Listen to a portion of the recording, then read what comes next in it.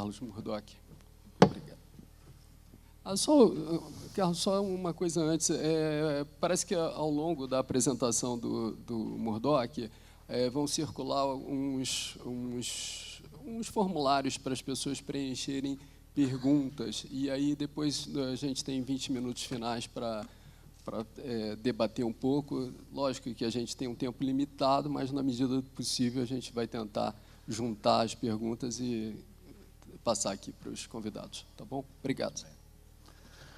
Muito bom dia a todos. Eu fico aqui, de certa maneira, um pouco emocionado, porque eu estou vendo alunos novos, alunos antigos, professores, um pouco da minha vida. Parece que eu estou me casando. Quando você está casando, entrando na nave, assim, e você vê a sua vida inteira, e vê gente que você vê sua prima, que você namorou quando pequeno, e vê a sua ex-namorada de uma semana atrás, e por aí vai. Mas, então, vamos tentar falar um pouco de sustentabilidade, que não é exatamente a questão. Também eu estou um pouco com a Rosana, que eu estou um pouco cansado desse termo sustentabilidade. Eu acho que é fazer a coisa direito, né? Fazer a coisa direito.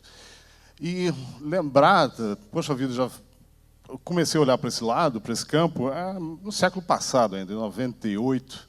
Tanto que há 14 anos a gente montou a primeira exposição sobre sustentabilidade, na verdade, arquitetura bioclimática, que visava a eficiência energética.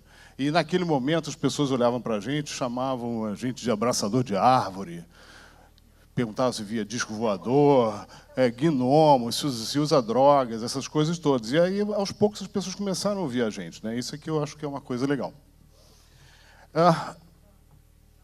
Oi. Perdão. Obrigado. Quando eu cresci, eu imaginava sempre o futuro que me vendiam era mais ou menos esse, era um futuro meio Disneylândia, meio utópico, concordando com o professor Carlos Weiner, né? Exatamente essa utopia de construir esse mundo do futuro, talvez tenha me transformado, me trazido até esse momento.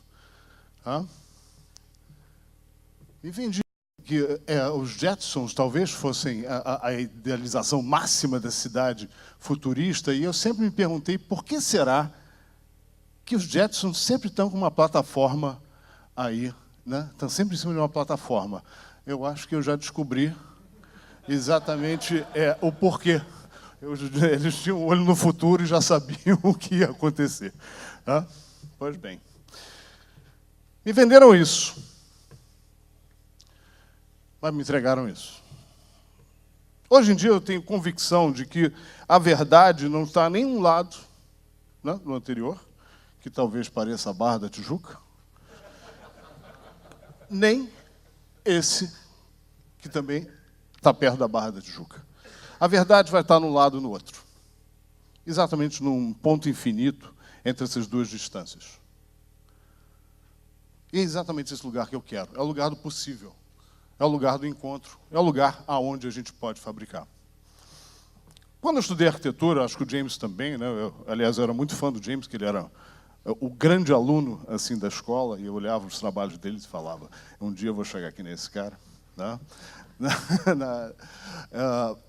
A gente olhava muito para o objeto, né? A gente olhava muito para o edifício. Claro que se falava de urbanismo, mas se falava de uma maneira muito mais tênue ou superficial. Eu acho que a gente está tendo uma mudança de paradigma, principalmente no ensino de arquitetura. Cada vez mais a questão urbana é a questão alvo da nossa escola. Daqui a pouco a gente vai falar um pouco mais sobre isso. Porque, afinal de contas, a gente atravessa tempos muito difíceis. Esse mapa, ele mostra o número de habitantes do planeta que vão ser afetados pelas mudanças climáticas, notavelmente a alteração das marés. Tá? A gente observa que a parte verde é da Eurásia, né? Um número absurdamente grande de pessoas, e essas alterações climáticas elas vão provocar, já estão provocando, imigrações climáticas, ou seja, as pessoas são refugiados do clima. O que vai acontecer com o Brasil depois de 2050? Nós vamos parar de crescer mais ou menos com 270, 300 milhões de habitantes, para um território imenso. Nós vamos começar, provavelmente, a receber imigrantes da Eurásia, da África, desses lugares. Então, esse inchaço populacional, que vai acontecer depois de 2050, vai ter que ser absorvido pelas cidades, pelos meios de produção. E a boa notícia, senhores, é que vocês é que vão ter que resolver esse problema. Tá? Parabéns. Tá? Isso já está sendo detectado justamente pelo Fórum Econômico Mundial, e não é muito difícil a gente entender por que as pessoas estão saindo. Porque a água está mudando, o modo de produção da agricultura está mudando, as pessoas não têm mais condição de subsistência, e as pessoas mais atingidas, senhores, são as pessoas que mais precisam. Esse é o mundo que vocês estão levando para casa. Os maiores problemas, ou as maiores questões, o próprio Igor já comentou, que nós vamos estar jogando nas megacidades. Megacidades são conglomerados com mais de 8 milhões de pessoas. Quando a gente pensa no Rio de Janeiro, hoje em dia, com 13 milhões, nós entendemos isso. Né? Não adianta mais nós olharmos para o Rio de Janeiro como município do Rio ou como o estado da Guanabara. Nós temos que ter a noção clara de que o Rio de Janeiro é uma metrópole, tem uma questão metropolitana. Para a gente entender, olha só que beleza que aconteceu entre 1980 e 2000. Esse é o resultado de uma pesquisa feita pelo pessoal da Rural. O nosso solo aumentou no Rio de Janeiro, em média, 15 graus. Isso significa que em 1980 você usava veludo no inverno e hoje em dia você não usa mais. Isso é muito grave. Mais calor, mais energia gasta, maior desgaste. A consequência é sempre nefasta. Outra herança que nós estamos deixando para vocês, senhores, principalmente os que têm de menos de 30 anos, é exatamente o assassinato que a gente está fazendo no planeta. Olha o percentual de vida de vertebrados que habitam no planeta. De 1980 a 2010, ele desceu 52%. Vamos lá. Vida terrestre, menos 40%. Vida marinha, menos 40%. Água doce, menos 76%. Por isso que você vai no Rio e não pega mais peixe nem Maria da Toca. Para quem tenta fazer isso. Eu já tentei. Desnecessário a gente dizer que a gente já está lutando por água doce. Gera problemas geopolíticos enormes. E isso é um grande problema nas cidades do futuro, nas cidades que se dizem resilientes. Rio de Janeiro, São Paulo e Minas Gerais já lutam pelo Paraíba do Sul já faz algum tempo. Agora, será que não conseguimos, através das técnicas que a Rosana tanto propaga, da gente diminuir esse impacto de água? Tá? Uma pergunta. Na realidade, uma convicção. Eu acho que o arquiteto é o cara do século XXI. Aí você vai me perguntar por quê. Rosana já mostrou esse slide, mas eu vou confirmá-lo. Né? São os objetivos 2030 da ONU. Eu vou passar rapidamente por cada um deles, são 17 objetivos. E quantos estão relacionados com arquitetura e urbanismo? Vamos ver. Vamos lá. Habitações ventiladas, né? Bem-estar, cidade saudável. Percepção de segurança. Desenho urbano também gera segurança. Gestão de água passa pela nossa profissão. Fazer opção solar para gerar energia passa por nossas decisões. Logicamente, infraestrutura urbana. Objetivo 11, esse só tem a ver conosco, praticamente. Objetivo 12, economia circular. Ciclo de vida dos materiais. Saber especificar corretamente. Ação climática. Cidade que tem que resistir a enchentes, deslizamentos. Passa por onde? Por nossas decisões.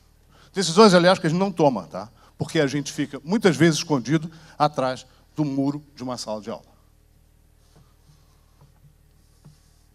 E, naturalmente, esses outros objetivos, que não estão diretamente ligados à arquitetura, devem permear qualquer ação humana na cidade.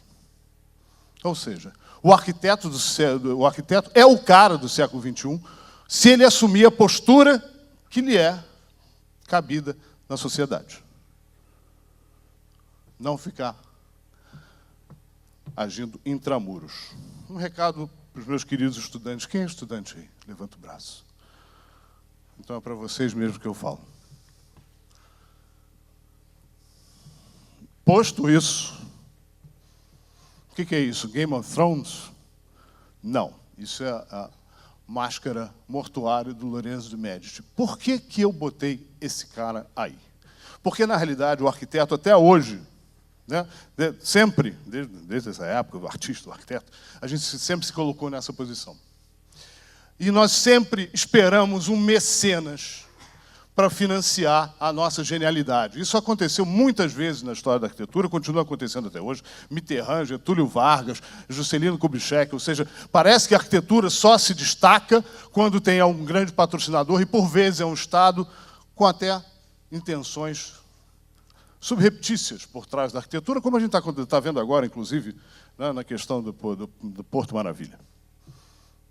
Esse modelo de negócio, senhores, está condenado. Por quê? Porque os senhores são muitos e não podem ficar esperando aparecer o mecenas, até porque os mecenas estão desaparecendo. Nós temos que nos reinventar. Vocês são pontos na rede. Vocês estão se encaminhando para um futuro que, teoricamente, não tem emprego. Carro que anda sozinho, uma fábrica de celulares que já não tem mais um ser humano na planta de habitação, e na planta de construção. É exatamente isso.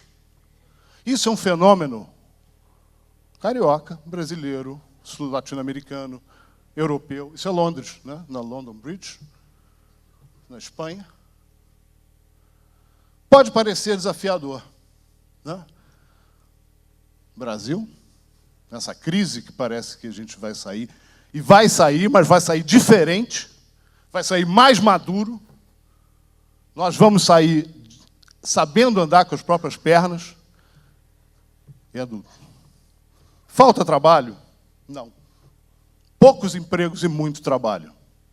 Déficit habitacional mundial. Quem pode ajudar a resolver isto? Além de economistas, administradores, diplomatas e políticos, etc. Os arquitetos. Cidades adaptadas para uma população que está envelhecendo. Nossa cidade está pronta para nos receber com 60, 70, 80 anos de idade? Não. As cidades vão ter que ser refeitas, reinventadas. Os senhores é que vão ter que fazer isso. E isso está batendo a nossa porta, tá?